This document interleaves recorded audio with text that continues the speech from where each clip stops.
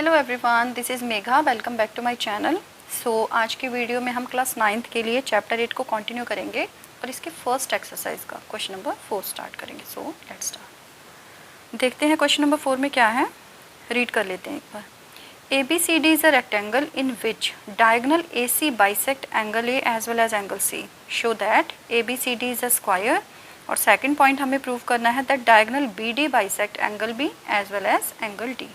First of all मैं इसका figure draw कर लेती हूँ, तब मैं आपको समझाती हूँ कि इस क्वेश्चन के अकॉर्डिंग क्या क्या चीज़ें गिवन है और क्या हमें प्रूव करना है। देखिए फिगर ड्रॉ कर दिया मैंने, एक रेक्टेंगल हमें ड्रॉ करना था। ठीक है, रेक्टेंगल दिया है एक ABCD, जिसमें क्या था कि जो इसका डायगनल AC है वो बाइसेक्ट करता है angle A as well as angle C को। तो ये रहा इसका डायगनल AC, जिसने एंगल A को भी बाइसेक्ट किया है, एंगल C को भी बाइसेक्ट किया है। तो बाइसेक्ट करने का मतलब है कि इसने इसको दो इक्वल पार्ट्स में डिवाइड कर दिया है। ठीक है, ये दोनों एंगल इक्वल होंगे, इधर से ये दोनों एंगल इक्वल हो जाएंगे। आगे क्या था, शो करना था। एक तो आपको शो करना है कि जो ये ABCD फिलहाल जिसे हम रेक्टेंगल कह रहे हैं वो एक स्क्वायर है। एंड सेकंड पॉइंट आपको प्रूव करना है कि अगर हम इधर से इसका डायगोनल BD ड्रॉ कर दें, B और D पॉइंट को मिलाएंगे तो डायगोनल BD बन जाएगा।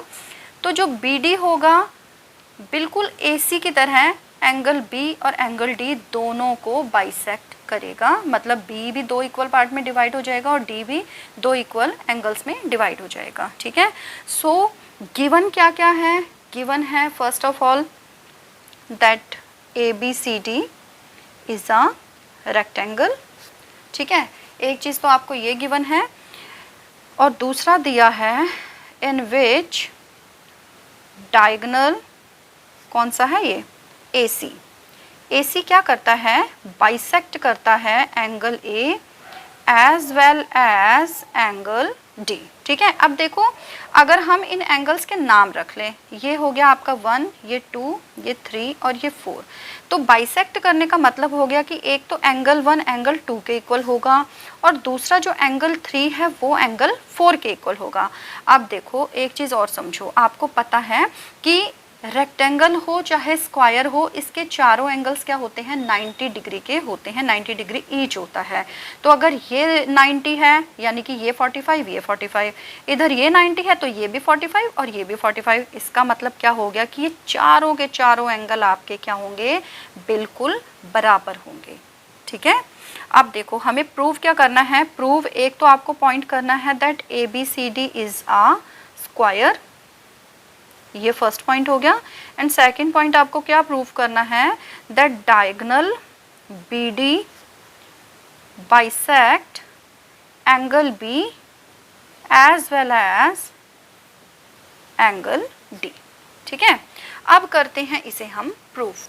देखिए प्रूफ करने की स्टार्टिंग हम इस पॉइंट से करेंगे कि ये चारों एंगल क्या हैं, इक्वल हैं।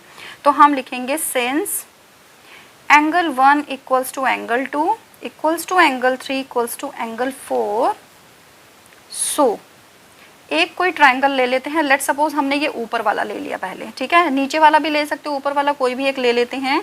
सो इन ट्रायंगल ADC जो एंगल 1 है वो हो गया इक्वल्स टू एंगल 3 के।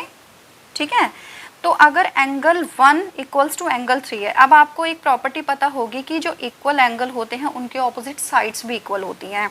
तो एंगल 1 के ऑपोजिट हो गई ये वाली साइड, एंगल 3 के ऑपोजिट हो गई ये वाली साइड, तो ये दोनों साइड्स भी इक्वल हो जाएंगी।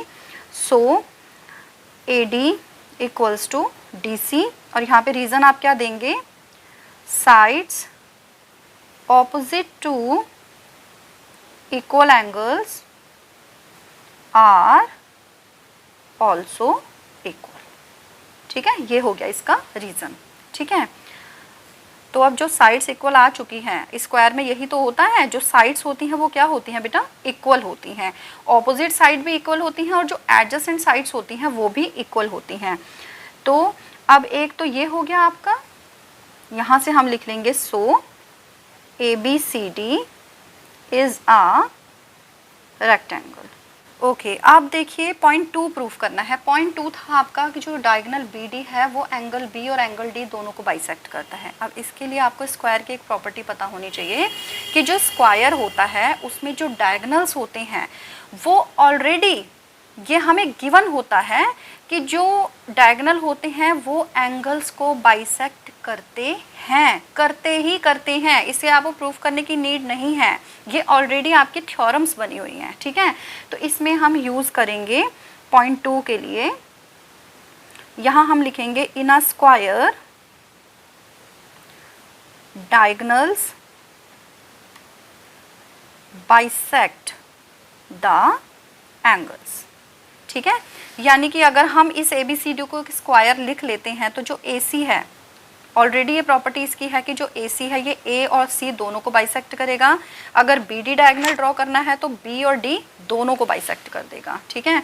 तो ये जैसे ही हमने यहाँ पे लिखी तो हम ये यहाँ लिखेंगे सो डायगोनल BD